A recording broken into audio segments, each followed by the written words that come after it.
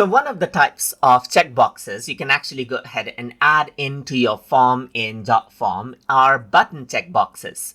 So to go ahead and do that, you can simply go to the widget section and then you can go ahead and scroll down, and then what you will find right here are button checkboxes.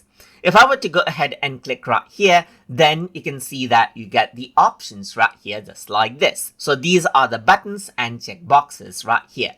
So now what I'm going to do is, let's say for example, I'm going to type in some names of food. So I'm going to say sushi.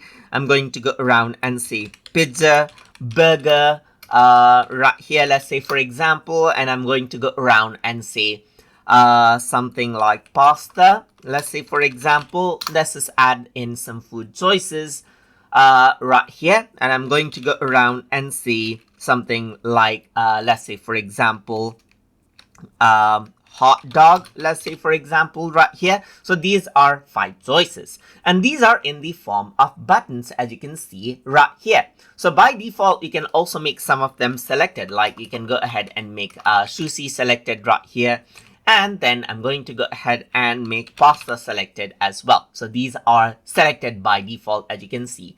The theme color is blue, so you can make it black or red as you want. So let's just go ahead and make it red. And buttons per row is 0, so you can go ahead and change this out to only 1 button or 2 buttons per row and 3 buttons per row, as you can see right here.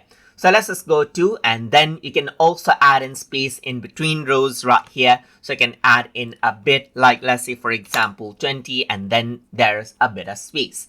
Width of these button is 110, so let's add in 300, so you can see that the buttons are much more larger. You can also add in custom CSS if you want to right here.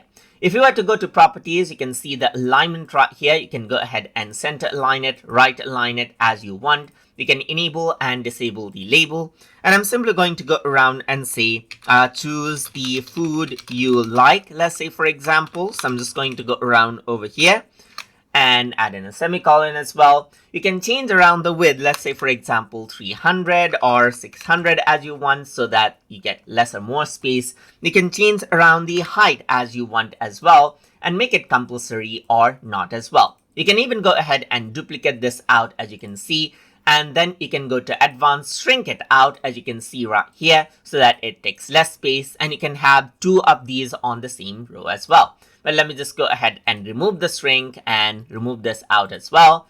And then I'm going to go to properties and remove the shrink as well. So that is what you have. So if I were to shrink it, let's say for example, and duplicate, these are in the same line. But if you want it on the new line, you can move it to new line as well. Hide the field temporarily and see the field detail on coding level as well. So let me just go ahead and delete this, and then I'm going to go around over here in properties. Then I'm going to remove the shrink right here, and this is what I have.